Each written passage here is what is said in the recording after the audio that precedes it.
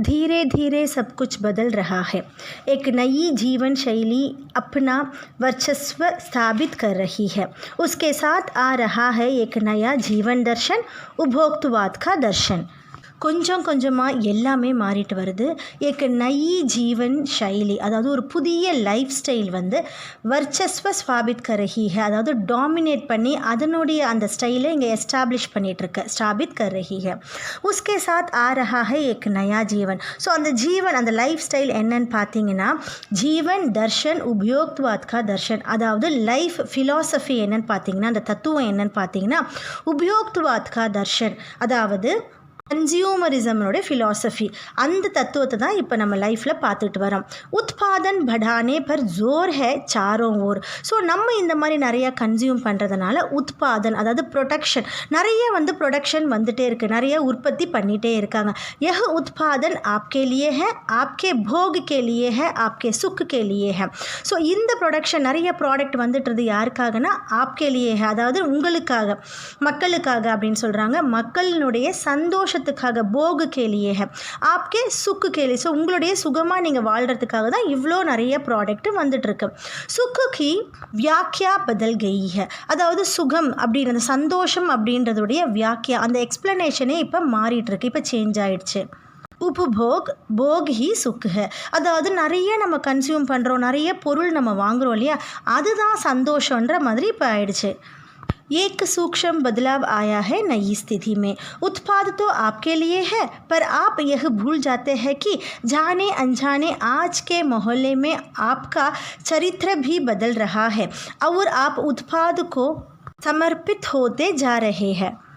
एक सूक्ष्म बदलाव आया है, அதாவது ஒரு சட்டிலான ஒரு விஷயம், ஒரு நுட்பமான விஷயம், ஒரு சேஞ்சஸ் வந்து நடந்துகிட்ருக்கு இப்போ இருக்கிற புதிய ஜீவனில். உத்பாத் தோ ஆப்கே லியே ஹை, அதாவது ப்ரொடக்ஷன் நிறைய ப்ராடக்ட் வருது நம்மளுக்காக தான், ஆனால் நம்ம அதை வந்து மறந்துட்டோம். ஆப் எஹ் பூல் ஜாத்தே ஹை, நம்ம அதை மறந்துட்டோம். என்னன்னு பார்த்தீங்கன்னா ஜானே அஞ்சானே ஆஜ் கே மொஹல்லே ஆப்கா சரித்திர, அதாவது தெரிஞ்சவங்க இருக்கலாம், தெரியாதவங்க இருக்கலாம், நம்மளுடைய ஸ்ட்ரீட், நம்ம வாழ்கிற இந்த தெருவில் அவங்க எல்லாருக்கும் நம்மளுடைய சரித்திர, நம்மளுடைய பர்சனாலிட்டி வந்து மாறிடுச்சு. அவர் ஆப் உத்பாதுக்கோ சமர்ப்பித் ஹோத்தே ஜா ரஹே ஹை, அது மட்டும் இல்லாமல் நாம் இந்த ப்ரொடக்ஷனுக்கு, இந்த உத்பாதுக்கு நம்மளை வந்து நம்மளை டெடிகேட் பண்ணிகிட்டே இருக்கோம். विलासिता की सामग्रियों से बाज़ार भरा पड़ा है, जो आपको लुभाने की जी तोड़ कोशिश में निरंतर लगी रही है. விலாசிதா கி சாம்கிரியம் அப்படின்னா லக்ஸரியஸ் திங்ஸ், அதாவது நம்மளுக்கு கம்ஃபர்டபுளாக இருக்கிற திங்ஸ் வந்து இப்போ பார்த்தீங்கன்னா மார்க்கெட்ஸில் நிறையா இருக்குது. ஏன்னா நம்ம வந்து அதில் பழகிட்டோம். அதனால் பாசார் பரா படா ஹை ஜோ ஆப்கோ லுபானே. ஸோ அது அந்த பொருள் நம்மளை என்ன பண்ணோம் அப்படின்னா டெம்ப்ட் பண்ணோம், ஆசையை தூண்டும். ஸோ அதை நம்ம யூஸ் பண்ணணும் அப்படின்ற ஆசையை நம்மளுக்கு தூங்கும். ஆப்கோ லுபானே கே ஜீ தோடு கோஷிஷ்மே நிரந்தர் லகி ரஹதி ஹை. ஸோ எப்பயுமே அது நம்மளை என்ன பண்ணுது, ஜீ தோடு கோஷிஷ் கர்த்தேன்னா நம்மளை உயிரை வாங்கிட்டே இருக்கும், நம்மளை அதை வாங்கணும் அப்படின்னு நம்மளை வந்து ட்ரை பண்ண வச்சுட்டே இருக்கும். அந்த டெம்டேஷன் நம்மளுக்கு இருந்துகிட்டே இருக்கும். दैनिक जीवन में काम आने वाली वस्तुओं को ही लीजिए. டூத்பேஸ்ட் சாயே. இப்போ நம்ம வந்து தைனிக் ஜீவன் டெய்லி லைஃப்பில் நம்ம யூஸ் பண்ணுற பொருள்லேருந்து பார்க்கலாம் அப்படின்னு சொல்கிறாரு. ஃபஸ்ட்டு வந்து அவர் சொல்கிறது டூத் பேஸ்ட்.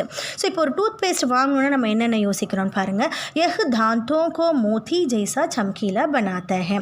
ஸோ அட்வர்டைஸ்மெண்ட் நம்மளுக்கு என்ன கொடுக்குறாங்க, இந்த டூத் பேஸ்ட் வந்து நம்மளுடைய பற்களை दांतों को मोती जैसे, அதாவது பேர்ல் மாதிரி இந்த டூத் பேஸ்ட்டை நம்ம யூஸ் பண்ணோம்னா நம்ம பல்லு வந்து முத்து மாதிரி ஜொலிக்க ஆரம்பிச்சிடும். சம்கீலா பனாத்தே ஹை. யஹ் மூ கி துர்கந்த் ஹட்டாத்தே ஹை. ஸோ இது வந்து வாய் துர்நாற்றத்தை வந்து அகற்றுது அப்படின்னு சொல்கிறாங்க. யஹ் மசூடோ கோ மஸ்பூத் கர்த்தா ஹை. மசூடோனா கம்ஸ், அந்த ஈறுகள்னு சொல்லுவாங்க இல்லையா. ஸோ நம்மளுடைய பல்லுகள் இருக்க அந்த ஈறுகள் வந்து ஸ்ட்ராங் ஆக்குது. அவர் யஹ் பூர்ண சுரக்ஷா தேத்தா ஹை. ஸோ இந்த ஒரு டூத் பேஸ்ட் என்ன பண்ணுது, இது வந்து நம்மளுக்கு ஃபுல் ப்ரொடெக்ஷன் தருது அப்படின்னு சொல்கிறாங்க. வஹ் சப் கர் கே ஜோ 3-4 பேஸ்ட் அலக் அலக் கர்த்தே ஹை, किसी पेस्ट का मैजिक फार्मूला है. ஸோ அவங்க என்ன சொல்கிறாங்க அப்படின்னா, ஸோ இந்த பேஸ்ட் என்ன பண்ணுதுன்னா 3-4 பேஸ்ட் அலக் அலக் கர்த்தே ஹை. ஸோ 3-4 பேஸ்ட் பண்ண வேண்டிய வேலையை வந்து இந்த பேஸ்ட்டே பண்ணுது. கிசி பேஸ்ட்டுக்கா மேஜிக் ஃபார்முலா, இது வந்து இந்த பேஸ்ட்டுடைய மேஜிக் ஃபார்முலா அப்படின்னு சொல்கிறாங்க. கோயி பபுல் யா நீம் கே குணோ சே பர்பூர் ஹை. ஸோ சில பேஸ்ட்டை பார்த்தீங்கன்னா பபுல் அப்படின்றது அக்காசியா ட்ரீ அப்படின்னு சொல்லுவாங்க, கருவேல மரம். ஸோ அந்த ட்ரீ இல்லைனா நீம் ட்ரீயோட குணத்தை வந்து அந்த பேஸ்ட்டில் இருக்குது அப்படின்னு சொல்கிறாங்க. கோயி ऋषि मुनियों द्वारा स्वीकृत तथा मान्य वनस्पति और खनिज तत्वों के मिक्सचर से बना है. ஸோ சில பேஸ்ட் பார்த்தீங்கன்னா ரிஷி முனிவர்கள் உபயோகப்படுத்துனதா அப்படின்னு சொல்லுவாங்க. சிலது வந்து மானிய வனஸ்பதி, சில பேஸ்ட் பார்த்தீங்கன்னா மானிய வனஸ்பதி, அதாவது உயர்ந்த ஒரு தாவரங்களை கொண்டும் கனிஜ் தத்துவம் அப்படின்னா மினரல்ஸை கொண்டும் அதோட மிக்சரில் செஞ்சதும் அப்படின்னு சொல்லுவாங்க. ஜோ சாஹே சுன் லீஜியே. ஸோ இதெல்லாம் சொல்லிட்டு உங்களுக்கு எது வேணுமோ அதை நம்ம வாங்கிக்கலாம் அப்படின்ற மாதிரி அட்வர்டைஸ்மெண்ட் சொல்கிறாங்க. எதி பேஸ்ட் அச்சா ஹே தோ ப்ரஷ் பி அச்சா ஹோனா சாயே. ஸோ இப்போ பேஸ்ட்டை நம்ம நல்லா செலக்ட் பண்ணிட்டோம் அப்படின்னா நெக்ஸ்ட் நம்ம ஃபோக்கஸ் பண்ண வேண்டியது ப்ரஷ்ஷில். ஆகா रंग बनावट पहुँच और सफाई की क्षमता में अलग अलग एक से बढ़कर एक. ஸோ இப்போ ப்ரஷ்ஷில் பற்றி பார்த்தீங்கன்னா ஆகார், அதாவது அந்த ஷேப்பு, கலரு, பனாவட் அது எப்படி செஞ்சுருக்காங்க, அது பஹூன்ஸ் அது எப்படி ரீச்சபிளாக இருக்குது, நம்ம பல்லில் வந்து எப்படி ரீச்சபிளாக இருக்குது. ஸோ ஜிக்ஸாக் ப்ரஷ் அப்படின்னு சொல்கிறாங்க டிஃப்ரெண்ட்டாக. ஸோ இதெல்லாம் பார்த்து சஃபாயிக்கு ஷமதா அப்படின்னா அது அதோட எபிலிட்டி எப்படி அது க்ளீன் பண்ணுது இதெல்லாம் பார்த்து அதுவும் பற்றி பேசுகிறாங்க. ஏக் சே ஏக் பட்கர் ஏக், ஒன்றை விட ஒன்று சிறந்ததாக காட்டுறாங்க. மூக்கி துர்கன் சே பச்னே கேலியே மவுத் வாஷ் பி சாயே. ஸோ அடுத்து என்னென்னு பார்த்தீங்கன்னா ஸோ வாயில் இருக்கிற அந்த துர்நாற்றத்தை போக்குறதுக்கு நம்ம மவுத் வாஷும் பார்க்குறோம். सूची और भी लंबी हो सकती है पर इतनी चीज़ों का ही बिल काफ़ी बड़ा हो जाएगी क्योंकि आप शायद बहुविज्ञापन और कीमती ब्रांड खरीदने ही पसंद करें. சூச்சி அப்படின்னா லிஸ்ட்டுன்னு அர்த்தம். ஸோ இந்த லிஸ்ட்டு வந்து இன்னும் லாங் ஆகிட்டே போகும். ஸோ ஒரு ப்ரஷ் பண்ணுறதுக்கே நம்ம இவ்வளோ விஷயங்கள் பார்க்க வேண்டியதாக இருக்குது. இத்தனி சீஸோம் காஹி பில் காஃபி படா ஹோ ஜாயேகி. ஸோ லிஸ்ட்டும் பெருசாக இருக்கும், அதோடைய பில்லும் வந்து ரொம்ப பெருசாக இருக்கும். கியோங்கி ஏன் அப்படின்னா நம்ம வந்து பஹு விஞ்ஞாபன், அதாவது ரொம்ப வந்து அட்வர்டைஸ்மெண்ட் பண்ணுறாங்க இல்லையா, ஸோ அதுதான் அந்த பிராண்டை தான் பார்ப்போம். அதே மாதிரி கீமித் பிராண்டு, ரொம்ப காஸ்ட்லியாக இருக்கிற அந்த பிராண்டு வாங்குறதுக்கு தான் நம்ம விருப்பப்படும். மக்களாகி நம்ம வந்து அதை தான் விருப்பப்படுவோம். சௌந்தர்ய பிரசாதனோं की भीड़ तो चमत्कृत कर देने वाली है. இப்போ காஸ்மெட்டிக் ஐட்டம்ஸை பற்றி பேசணும் அப்படின்னா அது வந்து சமத்கிருத்தம், அது வந்து ரொம்ப மிராக்குலஸாக இருக்கும். ஹர் மாஹ் உஸ்மே நயே நயே உத்பாத் ஜுடத்தே ஜாத்தே ஹை. ஒரு மாதமும் அதில் புது புது ப்ராடக்ட்ஸ் வந்துக்கிட்டே இருக்குது. சாபுன் ஹி தேக்கியே. ஸோ இப்போ வந்து ஃபஸ்ட்டு பார்க்குறாங்க சோப்பு பார்த்தோம்னா ஏக் மே ஹல்கி குஷ்பு ஹே, தூசரே மே தேஜ். ஸோ ஒரு சோப்பில் பார்த்திங்கன்னா ரொம்ப சாஃப்டான ஒரு லைட்டான ஒரு ஸ்மெல் இருக்கும், இன்னொன்றில் வந்து ரொம்ப பயங்கரமான ஒரு ஸ்மெல் இருக்கும். एक दिन भर आपके शरीर को तरोताज़ा रखता है. ஸோ ஒரு சோப்பு பார்த்திங்கன்னா நம்மளை நாள் ஃபுல்லாக ரொம்ப ஃப்ரெஷ்ஷாக வச்சுருக்கும். தூசரா பசீனா ரோக்தா ஹை. ஸோ இன்னொரு விதமான சோப்பு என்ன பண்ணோம், நம்மளுடைய வேர்வையை வந்து கண்ட்ரோல் பண்ணும். தீஸ்ரா ஜெர்ம்ஸ் சே ஆப்கி ரக்ஷா கர்த்தா ஹை. ஸோ மூணாவது சோப்பு பார்த்திங்கன்னா நம்மளை ஜெர்ம்ஸ்லேருந்து நம்மளை ப்ரொடெக்ட் பண்ணுது. எஹ் லீஜியே सिनी स्टार्स के सौंदर्य का रहस्य उनका मनपसंद साबुन. ஸோ வேறு அட்வர்டைஸ்மெண்ட் எப்படி வருதுன்னு பார்த்தீங்கன்னா இங்கே பார்த்தீங்கன்னா சினி ஸ்டார்ஸ் யூஸ் பண்ணுற ஒரு சோப்பு, அவங்களுடைய ரகசியம் இதுதான், உன்கா மன்பசந்த் சாபுன். ஸோ அவங்களுக்கு விருப்பப்பட்ட சோப்பு இதுதான் அப்படின்ற மாதிரி அட்வர்டைஸ்மெண்ட்டும் கொடுக்குறாங்க. சச்சாயி கா அர்த்த சமஜானா சாத்தே ஹே எஹ் லீஜியே. ஸோ என்ன சொல்கிறாங்க, ட்ரூவாக என்ன நடக்குதுன்னு தெரியுமா, அப்போ இந்த சோப்பை வாங்குங்க அப்படின்னு சொல்கிறாங்க. ஷரீர் கோ பவித்ர ரக்னா சாத்தே ஹே. ஸோ நம்ம என்ன பண்ண, நம்ம உடம்பை வந்து ரொம்ப பியூராக வச்சுக்கணும், அதுக்கு இந்த சோப்பு வாங்குங்க. எஹ் லீஜியே சுத் கங்கா ஜல் மே பனி சாபுன். ஸோ இந்த சோப்பு எப்படி இருக்குன்னு பார்த்தீங்கன்னா சுத்தமான கங்கா நீரில் பண்ண சாபுன் இது அப்படின்னு சொல்கிறாங்க. चमटी को नर्म रखने के लिए यह लीजिए. चमटी அப்படின்னா நம்மளோட ஸ்கின்னு அர்த்தம். ஸோ ஸ்கின்னை வந்து எப்பயுமே நறுமணத்தோடு வச்சுக்கணுமோ அப்போ இந்த சோப்பு வாங்கிக்கோங்க அப்படின்னு சொல்கிறாங்க. महंगी है पर आपके सौंदर्य में निखार ला देंगे. ஸோ இது ரொம்ப எக்ஸ்பென்சிவாக தான் இருக்கும். ஸோ இந்த சோப்போட விலை ஜாஸ்தி தான், ஆனால் உங்களுடைய அழகு வந்து எப்பயுமே ஷைனிங்காக இருக்கணும், அப்போ இந்த சோப்பை வாங்குங்க இப்படின்னு சொல்கிறாங்க. संभ्रांत महिलाओं के ड्रेसिंग टेबल पर 30 हज़ार की सौंदर्य सामग्री होने तो मामूली बात है.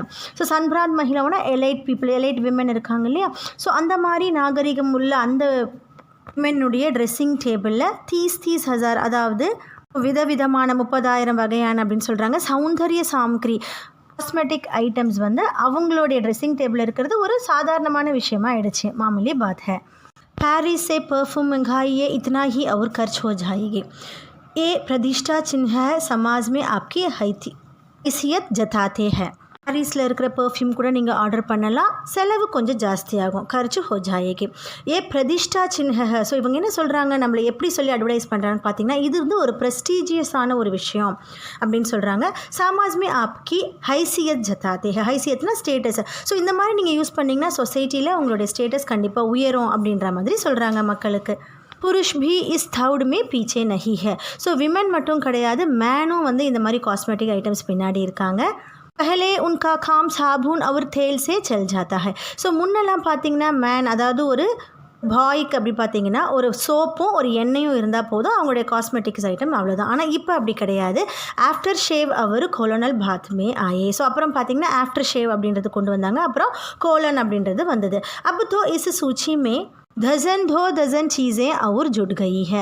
ஸோ இந்த அதாவது ஒரு மேன்கான காஸ்மெட்டிக் ஐட்டம் பார்த்தீங்க அப்படின்னா இந்த லிஸ்ட்டும் இப்போ டசனுக்கு மேலே பொருள் அதுலேயும் வந்துடுச்சு. छोड़िए इस सामग्री को, वस्तु और परिधान की दुनिया में आइए।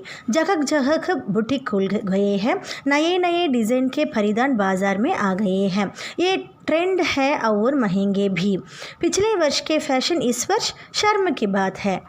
இப்போ காஸ்மெட்டிக் ஐட்டம்ஸ் பற்றி பேசிட்டு இந்த பேராகிராஃபில் அவர் என்ன சொல்கிறேன்னு பார்த்தீங்கன்னா சோடியே இஸ் சாம்க்ரிக்கோ. ஸோ இந்த மெட்டீரியல்ஸ் பற்றி விட்டுடுங்க. வஸ்து ஒரு பரிதான் கி துனியாமே ஆயே, அதாவது திங்ஸ் பற்றியும் பரிதான் ட்ரெஸ் பற்றியும் அந்த விஷயத்துக்கு வரலாம். ஜகக் அதாவது ஒரு பிளேஸ்லையும் பார்த்தீங்கன்னா அங்கங்கே புட்டிக் அதாவது சின்ன சின்ன கடைகள், ட்ரெஸ்ஸுக்கான கடைகள் திறந்துருக்காங்க. அந்த கடைகள் எப்படி இருக்குன்னா அதில் நய டிசைன்க்கு பரிதான் புது டிசைன்ஸ்லான ட்ரெஸ்ஸஸ் வந்து மார்க்கெட்டில் வந்துடுச்சு. எப்படி சொல்கிறாங்க அப்படின்னு பார்த்தீங்கன்னா ட்ரெண்டி, அதாவது இப்போ ரொம்ப ட்ரெண்டியாக இருக்குது. ட்ரெண்டினா இப்போ நிறைய லைஃப் ஸ்டைலில் இருக்குது அப்படின்னு சொல்கிறாங்க. ட்ரெண்டி ஹே और महंगे भी. महंगे அப்படின்னா ரொம்ப எக்ஸ்பென்சிவாகவும் அது இருக்குது. பிछले वर्ष के फैशन इस वर्ष, அதாவது போன வருஷம் போட்டு அந்த ஃபேஷன் இப்பயும் போடுறதா, அது வந்து ஷர்முக்கு பார்த்து. ஸோ வெக்கமான விஷயம், அதெல்லாம் அந்த மாதிரி பண்ணக்கூடாது. ஸோ நியூ ட்ரெண்டாக உடனே புதுசாக நம்ம போடணும் அப்படின்றத அட்வர்டைஸ் பண்ண ஆரம்பிச்சிட்டாங்க. घड़ी पहले समय दिखाती है, उससे यदि यही काम लेना हो तो 4-500 में मिल जाएगी. ஸோ முன்னெல்லாம் பார்த்தீங்கன்னா கிளாக்கில் டைம் தெரியும், அதை வந்து பார்த்தீங்கன்னா उससे यदि यही काम लेना, ஸோ டைம் வாட்சில் வந்து டைம் பார்க்கலாம். அதில் வந்து ஒரு 400 ஒரு 500 அந்த அவ்வளோ ருபீஸ்க்குள்ளே ஒரு வாட்சும் வாங்க முடிகிற மாதிரி இருந்துச்சு முன்ன. हैसियत जताने के लिए आप 50-60 हज़ार से लाख 1.5 लाख की घड़ी भी ले सकते हैं. ஆனால் இப்போ அப்படி கிடையாது. ஒரு வாட்ச் அப்படின்றது வந்து ஒரு ஹைசியத், நம்மளுடைய ஸ்டேட்டஸை தெரியக்கூடிய ஒரு விஷயமா ஒரு பொருளாகிடுச்சு. அதனால் இப்போ என்ன பண்ணுறாங்கன்னா 50-60 हज़ार 50 to 60,000 இருந்து லேக் டு 1.5 लाख வரைக்கும் இப்போ கிளாக் வாட்ச் வாங்க ஆரம்பிச்சிட்டாங்க. घड़ी भी ले सकते हैं. संगीत की समझ हो या नहीं, कीमती म्यूज़िक सिस्टम ज़रूरी है. ஸோ இப்போ ஒரு பாட்டு கேட்கணும் அப்படின்னா ரொம்ப காஸ்ட்லியான மியூசிக் சிஸ்டமும் கண்டிப்பாக வேணும். कोई बात नहीं यदि आप उसे ठीक तरह चला भी ना सकें. ஸோ நீங்கள் வந்து அதை நல்ல முறையில் யூஸ் பண்ணலனா கூட பரவாயில்ல, ஆனால் காஸ்ட்லியான ஒரு மியூசிக் சிஸ்டம் வீட்டில் இருக்கணும். कंप्यूटर काम के लिए तो खरीद ही जाते हैं, महज दिखावे के लिए उन्हें खरीदने वालों की संख्या भी कम नहीं है. அதாவது கம்ப்யூட்டர் வந்து வேலைக்காக வாங்குறவங்களும் இருக்கிறாங்க. அதே மாதிரி மஹஜ் திகாவே அப்படின்னா ஜஸ்ட் ஷோ ஆஃப் பண்ணிக்கிறதுக்காக, எங்கள்கிட்டையும் கம்ப்யூட்டர் இருக்குது அப்படின்னு காட்டுறதுக்காக வாங்குறவங்களும் சங்க்யா பி கம் நஹி ஹை, அந்த மாதிரி வாங்குறவங்க எண்ணிக்கையும் கம்மி கிடையாது, அதுவும் நிறையாவே இருக்காங்க. खाने के लिए 5 सितारा होटल है. ஸோ நம்ம சாப்பிடணும் அப்படின்னா ஹோட்டல், அதில் பார்த்திங்கன்னா 5 ஸ்டார்ஸ் ஹோட்டல் இருக்குது. वहाँ तो अब विवाह भी होने लगे हैं. ஸோ இப்போலாம் அந்த 5 ஸ்டார் ஹோட்டல்ஸில் வந்து மேரேஜஸும் பண்ண ஆரம்பிச்சிட்டாங்க. बीमार पड़ने पर 5 सितारा अस्पतालों में आई है. ஸோ நம்மளுக்கு உடம்பு சரியில்லைன்னா ஹாஸ்பிட்டல் போகிறோம், அது கூட 5 ஸ்டார் ஹாஸ்பிட்டல் கூட இப்போ இருக்குது. सुख सुविधाओं और अच्छे इलाज के अतिरिक्त यह अनुभव काफ़ी समय तक चर्चा का विषय भी रहेगा. पढ़ाई के लिए 5 सितारा पब्लिक स्कूल है, शीघ्र ही शायद कॉलेज और यूनिवर्सिटी भी बन जाए.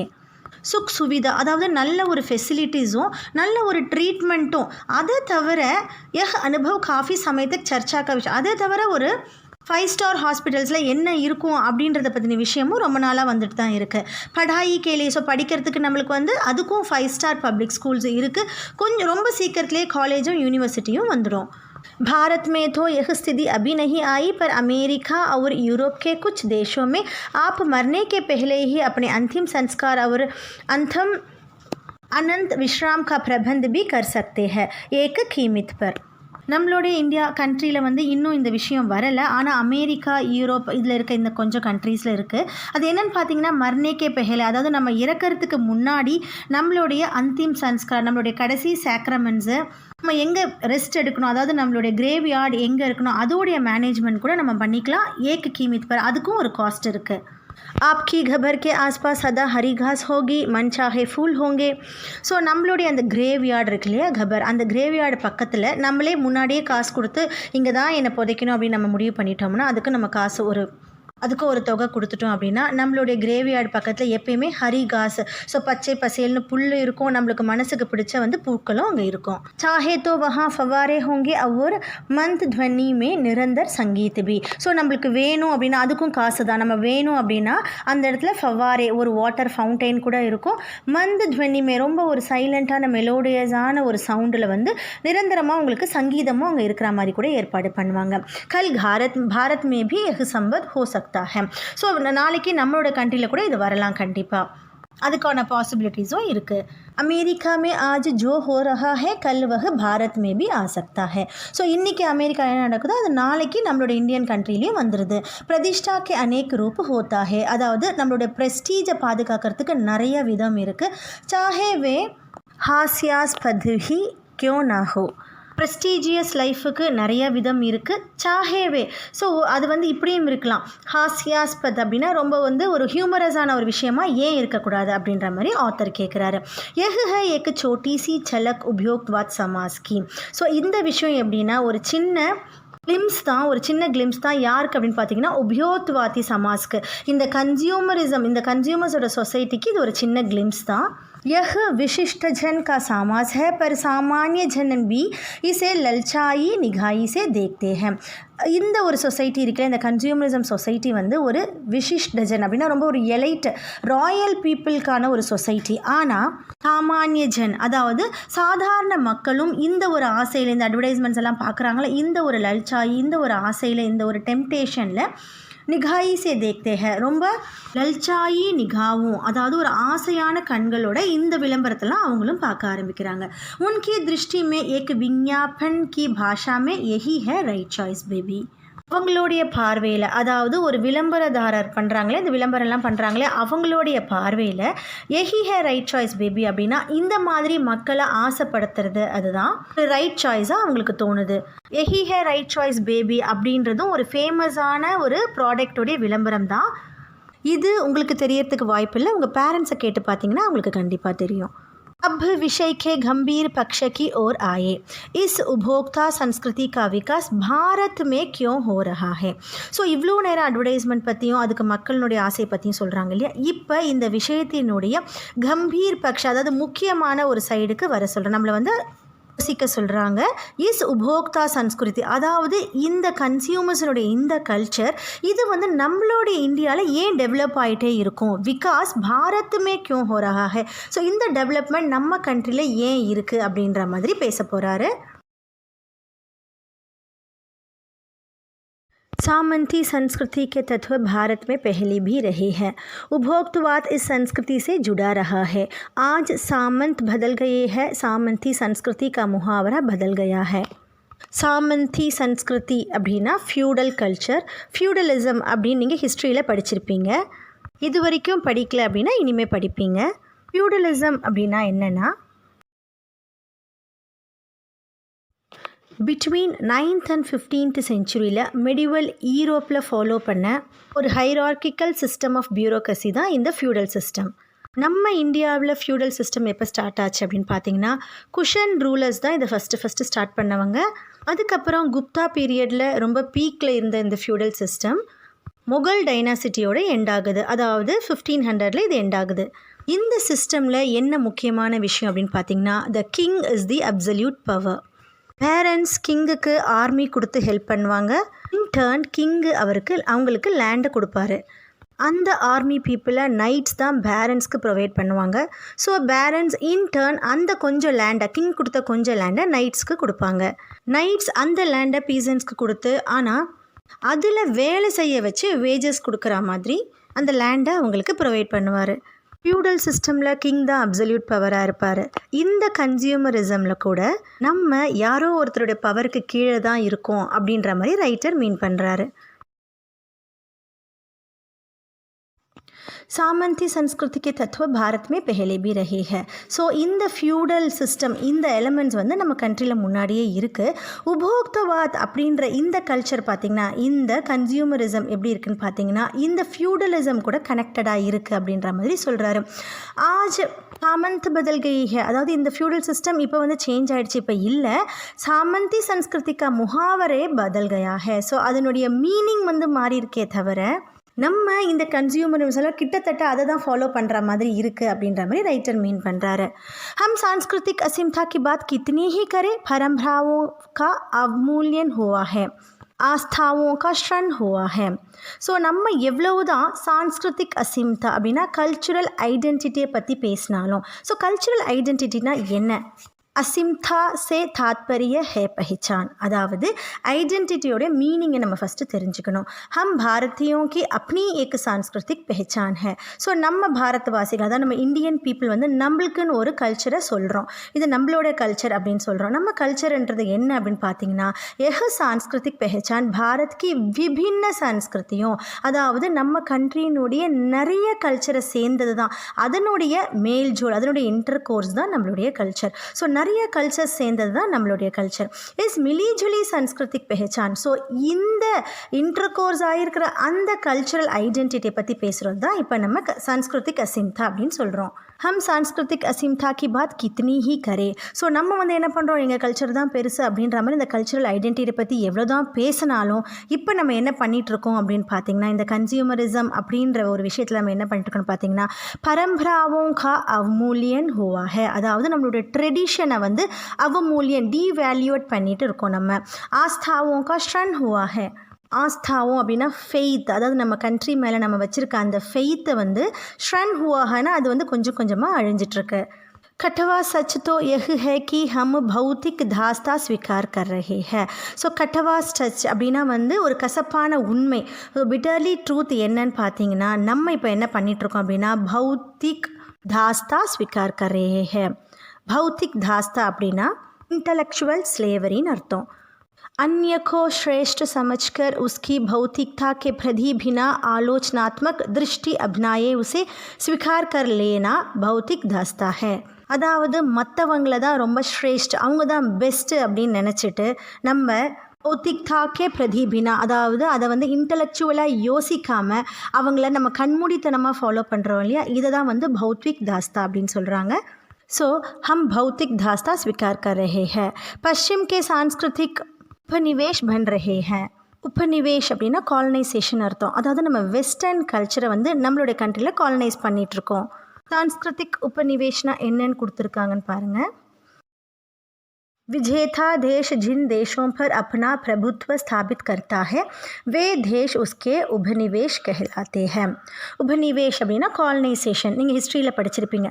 காலனைசேஷன்னா என்னென்னா, சுப்பீரியராக இல்லை விக்டோரியஸாக இருக்கிற அந்த கண்ட்ரி வந்து எந்த ஒரு கண்ட்ரி மேலே அவங்களுடைய டாமினன்ஸை காட்டுறாங்களோ அந்த சின்ன கண்ட்ரி வந்து இவங்களுடைய காலனைசேஷனாக கருதப்படுது. சாமானியத்தையா विजेता देश की संस्कृति विजित देशों पर लादी जाती है. ஸோ ஜென்ரலாக பார்த்திங்கன்னா இந்த விக்டோரியஸ் கண்ட்ரி வந்து அந்த விஜித் தேசம், அதாவது இவங்க கிட்ட வெற்றி பெற்ற அந்த சின்ன கண்ட்ரி இருக்கு இல்லையா, அவங்க மேலே இவங்களுடைய டாமினன்ஸை காட்டுவாங்க.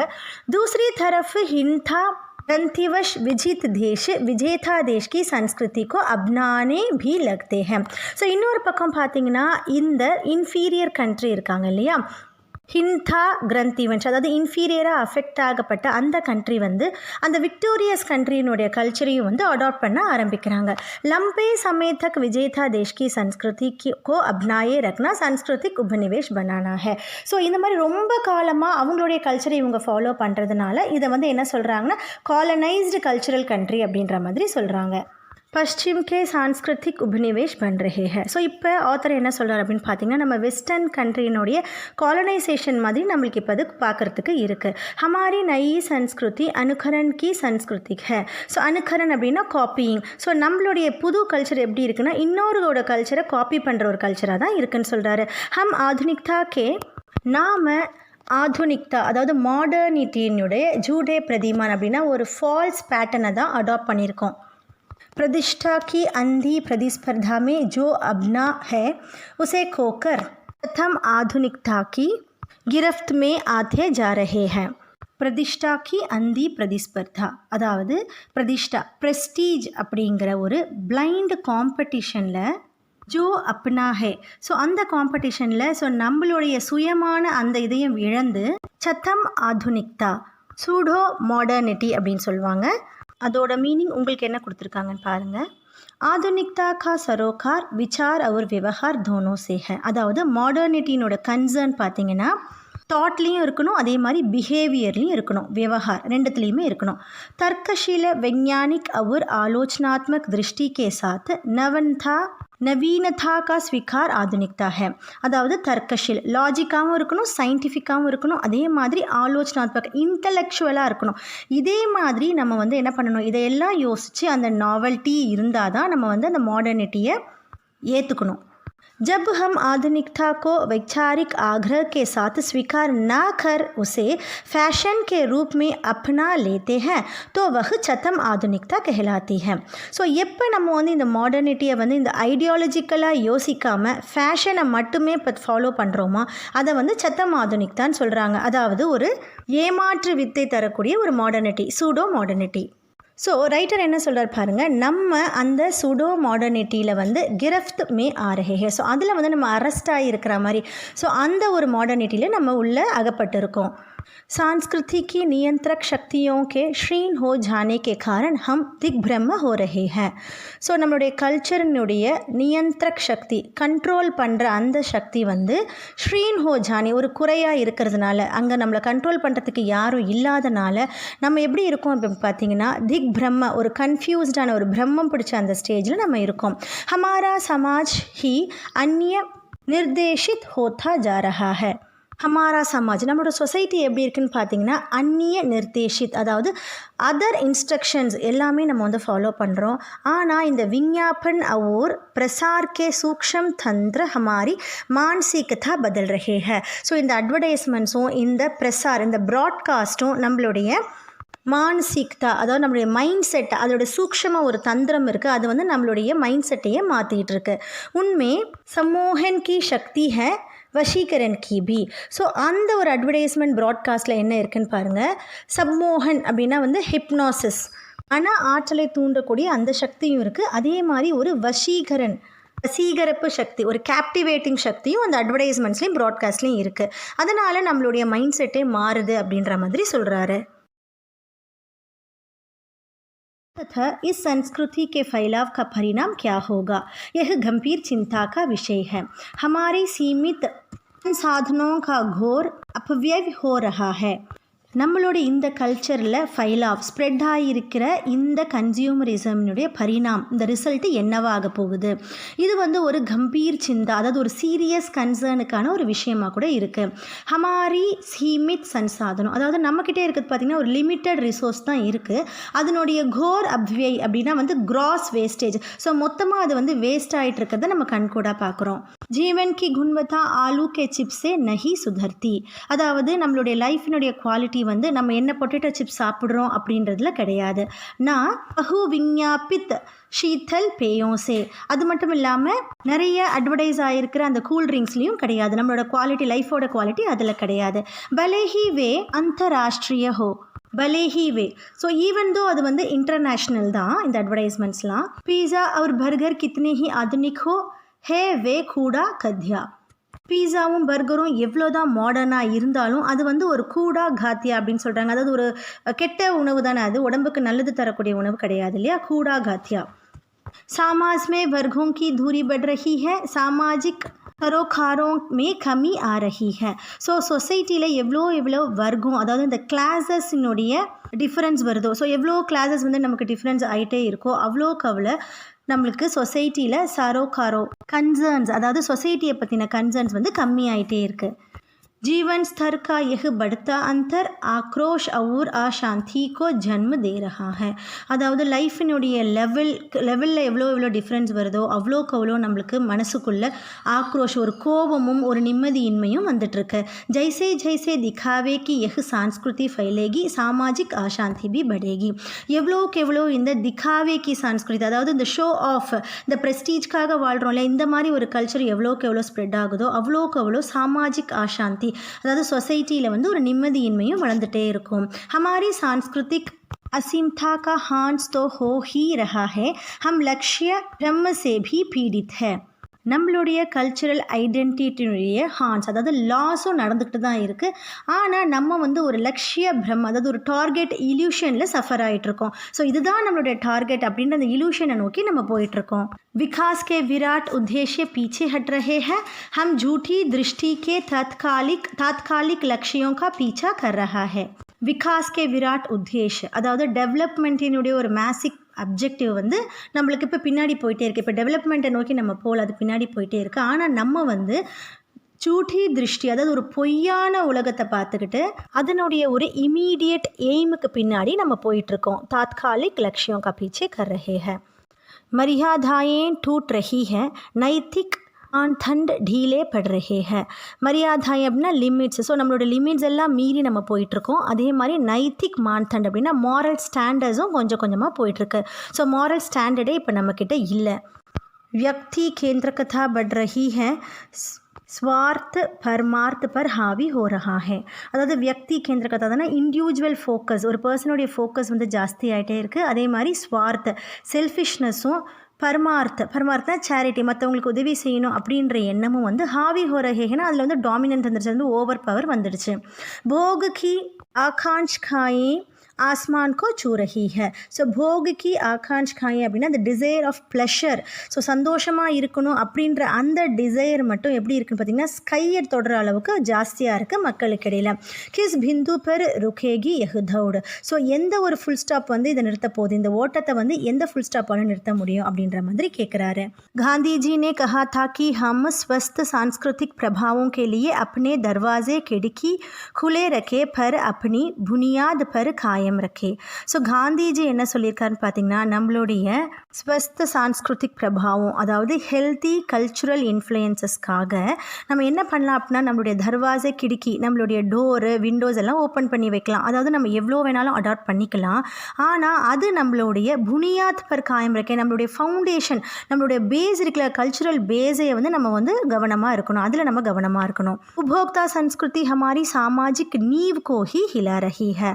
ஆனால் இந்த கன்சியூமரிசம், இந்த சொசைட்டி, இந்த கல்ச்சர் எப்படி இருக்குன்னு பார்த்தீங்கன்னா, நம்மளுடைய சொசைட்டினுடைய நீவ், அதோடைய ஃபவுண்டேஷனையே வந்து உழுக்கிற மாதிரி இருக்குது. ஹிலா ரஹி ஹை யஹ் ஏக் படா கத்ரா ஹை. ஸோ இது ரொம்ப ஒரு டேஞ்சரான ஒரு விஷயம். பவிஷ்ய கே லியே யஹ் ஏக் படி சுனௌதி ஹை. ஸோ நம்மளுடைய ஃப்யூச்சரை பார்க்கும்போது இது ரொம்ப ஒரு சேலஞ்சிங்கான ஒரு விஷயமா இருக்குது. ஸோ இந்த மாதிரி ஒரு கல்ச்சர் இருக்கும்போது நம்ம டெவலப் ஆக முடியுமா அப்படின்றதே ஒரு சேலஞ்சிங்கான திங்காக இருக்குது அப்படின்னு ரைட்டர் சொல்கிறாரு. ஷியாமாச்சரன் துபேஜியினுடைய இந்த கல்ச்சர் ஆஃப் கன்சியூமரிசம் உங்களுக்கு நல்லா புரிஞ்சிருக்கும்னு நினைக்கிறேன். நாம் எவ்வளோ தான் அட்வர்டைஸ்மெண்ட்ஸ் பார்த்தாலும், ஒரு ப்ராடக்ட்டுக்கு நிறைய அட்வர்டைஸ்மெண்ட் பார்த்தாலும் அதனுடைய குவாலிட்டி என்ன அப்படின்றத தெரிஞ்சு தான் அந்த பொருளை வாங்கணும். Thank you children.